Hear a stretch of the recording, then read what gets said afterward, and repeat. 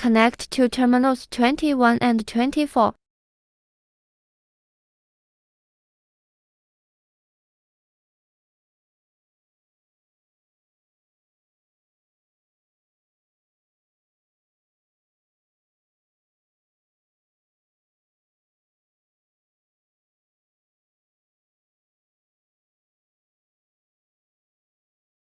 Terminals 11 and 12 will connect to the power supply.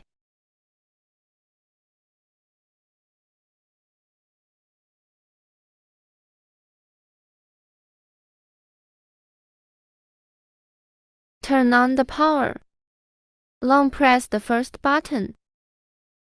Enter the log menu. The password is 132.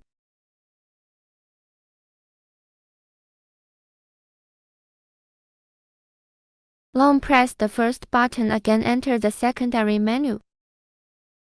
Click the first button to DP.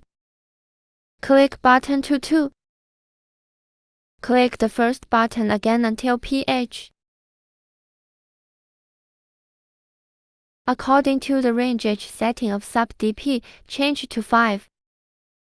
Click the first button to save it. Long press the first button back.